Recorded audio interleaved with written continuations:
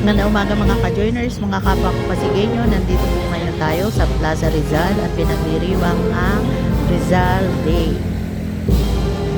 And also City Councilor Ryan Enriquez. May gaganapin po dito ang pag-aalay ng bulaklak.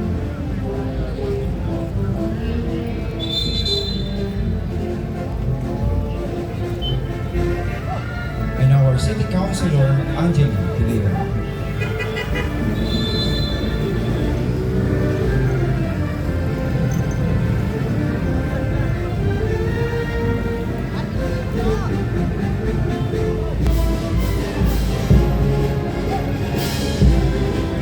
Yan na si Kapitan Ken Cruz, Barangay Captain ng Barangay Manggahan. At kasama rin po natin ngayong umaga mula sa Barangay Bagong Ilog, Cap Ding Abis, and at ang Barangay Council ng Barangay Bagong Ilog. Kasama rin po natin ang Barangay de la Paz sa pangunguna po ni Honorable Yatmar Romualdez and si Barangay Council.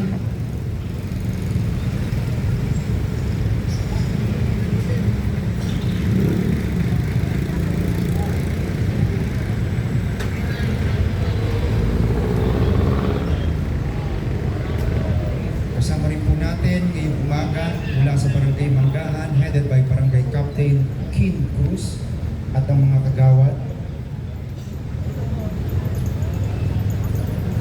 Kasama rin po natin ngayong umaga mula sa Barangay Sagat, headed by Barangay Captain Marvin Benito and Barangay Council. Barangay officials sa Barangay.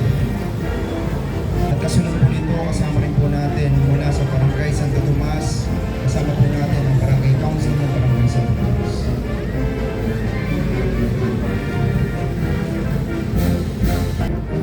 Paul Senoga.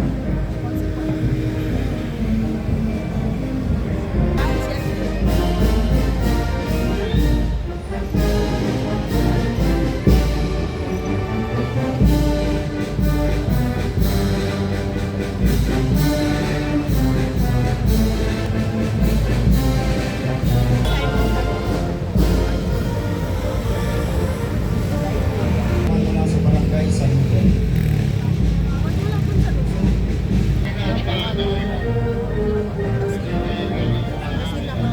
Kasama rin po natin mula sa Barangay Tagyogan at Kapitolo. Kasama po natin ngayong umaga City Councilor Oli Raymundo.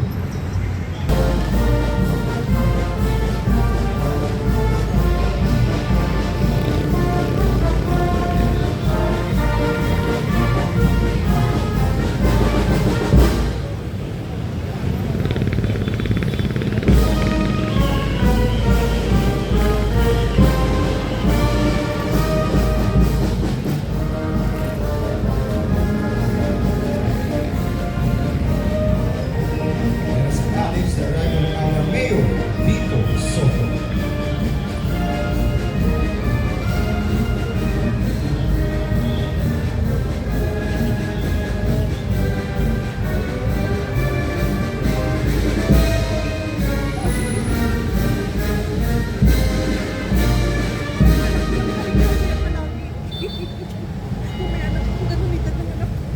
History ng traffic sa bata.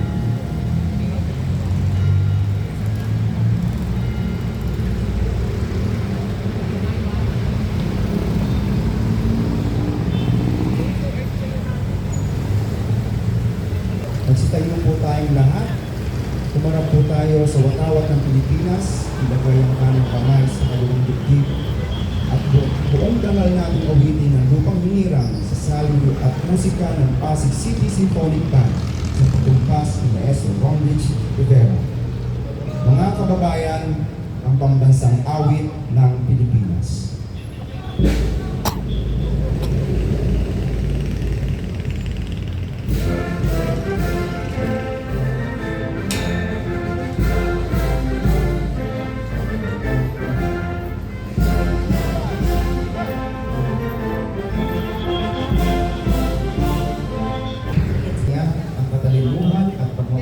sa pag-aaral. Natuto siya ng iba't ibang wika at nagpakita ng hilig sa agham, sining at panitikan. Bilang isang manunulat, nakilala siya sa kanyang mga nobela na Noli Me Tangere at El Filibusterismo na naglangkad sa katiwalian ng kolonyal na pamahalaan ng Espanya at ng simbahan sa Pilipinas. Ang kanyang mga sinulat ay nagbigay inspirasyon sa kilusan para sa reforma at naging mahalagang bahagi ng pambansang kamalayan sa kalayaan. Gayunpaman, siya ay nilitis at pinakulong ng Espanya at binitay sa Bagong Bayan ngayon ay Luneta noong Disyembre 30, 1896. Ang kanyang kamatayan ay naging litsa ng pagkakaisa at pagtaalsa ng mga Pilipino laban sa kolonyalismong Espanyol.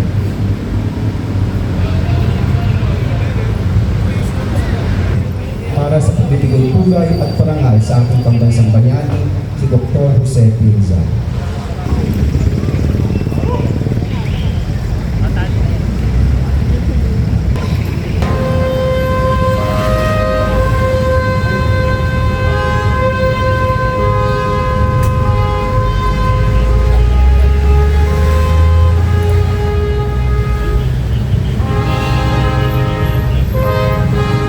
Ito po ay dadako na sa seremonya ng kasama po ng ating mga city officials, ang ating mga department heads at mga pagtagapang sa ating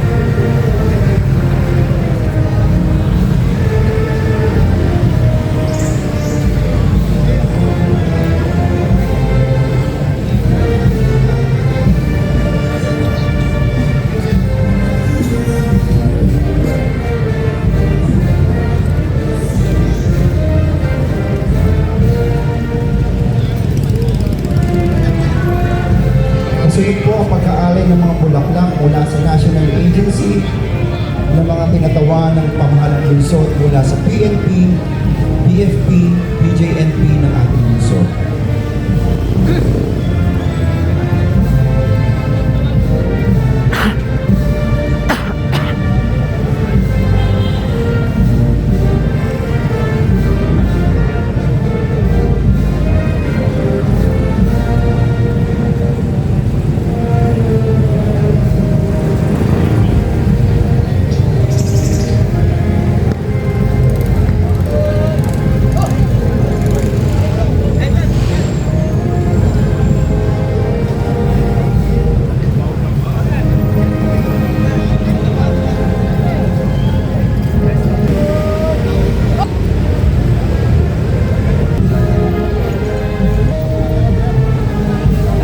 Salamat sa lahat ng mga nag-alay ng mga bulaklak mula sa City Government of Pasig officials, national agencies at mga non-government organizations.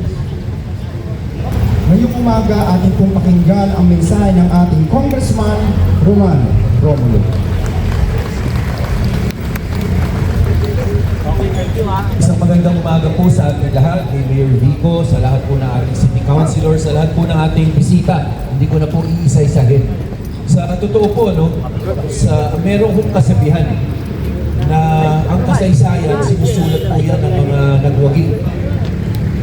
Si Jose Rizal po, hindi na po kailangan ng may iba pang sumulat dahil katulad ng binanggit kanina, napakarami po niyang sinulat. Meron pa nga siyang novel sa sinulat. Pero ang problema, karamihan sa atin, nabasa noon siguro ng high school, ng college. Pero, madali magsalita na matapang ka, pero nasa gawa, kita ng Pasigueño kung sino ang mga tumindig, sino ang tumitindig para sa good governance. Kaya sana sa ating historians ay hamon ito na gawin natin yung mga sinulat ni Jose Rizal ay ma-short story natin, maipabot natin sa kabataang Pilipino, kabataang Pasigueño. Muli po, sa bawat isa sa atin, mabuhay po ang ating bansa, mabuhay ang lungsod ng Pasig. Maraming salamat po, Congressman Roman Romulo. Sa pagkakataon pong ito, atin pong pakinggan ang mensahe ng ating punong lungsod, Mayor Vico Soto. Maraming salamat. Magsiupo lang po tayo. Magandang umaga sa bawat isa. Congressman Roman Romulo, salamat sa inyong mensahe sa ating Sangguniang Panlungsod, sa mga barangay officials na gumising ng maaga kahit walang pasok ngayon. At sa ating, ganun din sa ating mga kawani ng lokal na pamahalaan at sa ating mga kasama mula sa iba't ibang organisasyon, samahan, mga historian natin, sa mga veterano at kaanak ng mga veterano, national government agencies, gaya ng PNP, BFP, sa ating mga scouts, at sa lahat po, sa mga napadaan lang, sa lahat po, magandang umaga sa ating lahat. Si Jose Rizal, pangkaraniwan natin nakikita, araw-araw nadadaanan natin yung plaza, dadaanan natin ng mga monumento, sa piso nakikita natin siya, sa eskwelahan pinag-aaralan siya ng konti, kaya minsan nagiging pangkaraniwan na lang, o nagiging parang, di ba, kaya nga may bantayo, kaya nga may monumento, para ang intensyon nito ay para maalala natin, para mabigyan ng parangal, bigyang bugay ang ating bayani kahit matagal na po siya. Pero minsan, nagkakaroon din ito ng effect na kabaliktaran ng intensyon na ito. Parang dahil araw-araw natin siyang nakikita, sa piso na lang araw-araw natin siyang nakikita, parang hindi na natin siya napapansin o hindi na natin siya napagkukunan ng inspirasyon. Kaya ngayong Rizal Day, ibahin po natin. Tingnan po natin ng maigi ang ating bayani na si Gat Jose Rizal o Dr. Jose Rizal. Maaaring nabasa po ng iba sa inyo ang libro ni Professor Ambet Ocampo. Yung pamagat ay Rizal Without the Overcoat. At yung unan niyang tanong doon, kaya daw ito daw yung isa sa dahilan kung bakit siya naging isang historian o bakit siya naging interesado sa kasaysayan natin bilang mga Pilipino, ay yung tanong ng tatay niya sa kanya na tingnan natin si Dr. Jose Rizal ngayon, bakit sa init-init ng Pilipinas ay nakasuot siya ng overcoat? Hindi lang po coat yung suot niya. Di ba pag formal, again tayong kasal, minsan di ba naka-coat and tie tayo. Pero yung suot ni Jose Rizal, pagpunta kang pag pumasyal tayong Luneta, hindi lang po coat and tie. Hindi nga lang three-piece yung suot niya, yung three-piece na suit, yung suot niya. Meron pa siyang overcoat. Yung overcoat, pagpunta kang Amerika, Europa, sinusuot lang yan pag sobrang lamig. Sa Pilipinas, wala ka naman nakitang nakasuot ng overcoat. Ni minsan wala tayong nakitang overcoat. Pag tinignan din natin ang mga ebidensya, o mga dokumento, makikita na si Jose Rizal nagsusuot din ng barong. Nagsusuot din ng mga damit na Pilipino. Meron nga siyang may nabasa ako isang sulat niya. Ang sabi niya, nasa Europa siya nito May isang event siyang inattendan. Hindi ko maalala kung sa Espanya, sa Madrid yata. Pero basta sa Europa. Sabi niya, nakasuot siya ng barong, sayang daw. Hindi niya nadala yung kanyang anong tawag dun sa lakot? Sa lakot ba tawag dun? Sayang daw, hindi niya nadala yung niya. Sayang. Kaya ibig sabihin, nagsusuot talaga siya ng barong. Pero pag tiningnan natin sa litrato, di ba ba wala kang makikita na nakabarong si Rizal o nakakasual lang? Di ba? Wala. Ang tanong, bakit? Ayon kay Professor Ocampo, yung sa Luneta, kaya nakasuot ng overcoat si Jose Rizal, ay kasi ginawa yun sa Switzerland. At yung artist nun ay isang Swiss na artist. Kaya yung point of reference niya, yung suot sa Europa. May picture nga, yung bantayog sa Luneta. Meron pong litrato nun. Kung yung sa Google, makikita kagabi, sinerge ko po siya ulit. Makikita nyo po na may litrato po yun na ang background ay yung Alps, yung mountain range sa Switzerland. Makikita nyo po yun, i-search nyo po mamaya pag may oras po kayo. Very interesting, na si Jose Rizal, yung background niya, yung Alps, at yun mismo yung dinala sa Luneta. Meron pa akong ibang mga nabasa, na napanood, na sabi ng iba't ibang historian na yung bukod po ron, makikita na, yun nga, sa litrato, kaya madalas siyang naka-overcoat, madalas siyang naka-suit o naka-coat, at hindi nakabarong, kasi karamihan ng mga litrato na nakunan ay nasa Europa siya noong mga panahon na yun. Di ba naman ganun kauso ang mga litrato dito sa Pilipinas noon. Kaya very interesting. Wala po akong baon-baon na napaka-lalim na aral o napaka-profound na lesson para sa atin. Nasa sa atin na po siguro kung ano yung mahuhugot natin na aral mula dito. At tingin ko sa simpleng trivia, di ba? Sa simpleng trivia na ito, na kaya pala naka-overcoat si Jose Rizal sa ating plaza, sa Luneta at sa iba pa. Kaya pala sa mga larawan, ganun yung nakikita natin sa mga litrato, puro ganun ang suot niya. Kaya pala, may dahilan pala yun. Para sa akin, ang aking simpleng nakuha mula doon ay sa mga bagay-bagay, napaka-importante din minsan na huwag nating baliwalain, tingnan natin ng mas malalim pa kaysa sa unang tingin. Gaya ni Jose Rizal na araw-araw natin nakahawakan ng kanyang mukha sa piso, araw-araw natin nakikita kung saan-saan, pati sa mga brand ng kung ano-ano, ang daming Rizal. May lugar na Rizal, may paggamitan na brand na Rizal, diba? Parang hindi na naging special, diba? Naging pangkaraniwan na lang siya.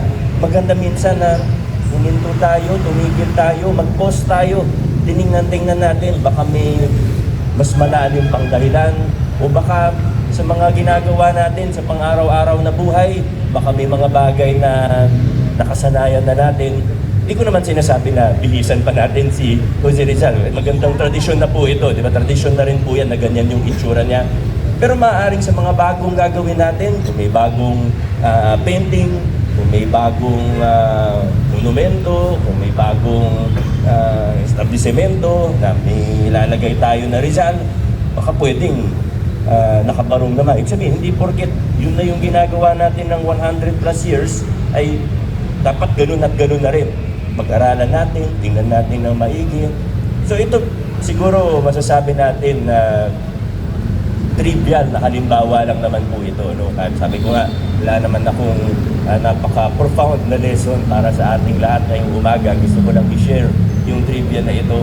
Pero ang nakuha ko po mula dito na sa mga bagay-bagay, ayun nga po, hindi porket ganun na at matagal ng ganun, ay hahayaan at tatanggapin na lang natin na forever na siyang ganun. Tingnan natin ulit sa ibang bagay, sa mas malalim na bagay, maaaring sa gobyerno, nansanay tayo sa mga lupang kalakaran.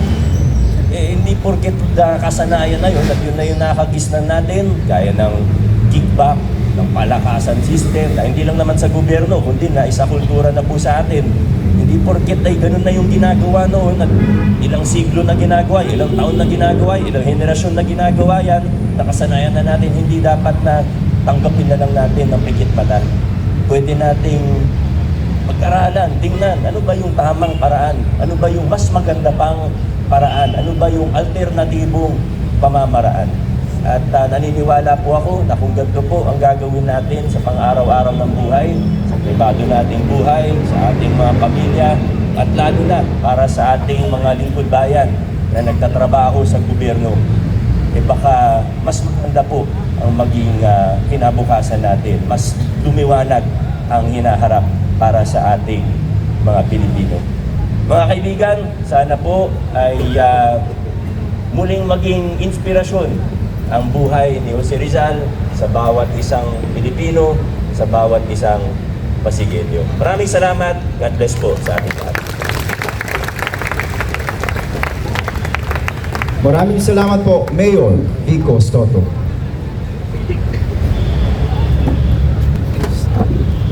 Bilang pagtatapos, nais namin magpasalamat sa lahat ng mga tanggapan mula sa national agencies, Pasig City local government units at mga department head offices, non-government organizations na nakibahagi sa pagunita ng Rizal Day ngayong umaga. Team Bantay Pasig, TPMO, Clean and Green, City Parks and Playground, Pasig City Symphonic Band, Pasig City Museum, Tanghalang Pasigueño, Pasig Revolving Tower at sa ating Cultural Affairs and Tourism Office. Sa inyo pong lahat na nakiisa at dumalo ngayong umaga, maraming salamat po. Mabuhay si Dr. Jose P. Rizal, mabuhay ang Lungsod Pasig, mabuhay ang Pasigueño. Tayo po ay tutungo sa photo op. Una po ang ating mga Pasig City officials.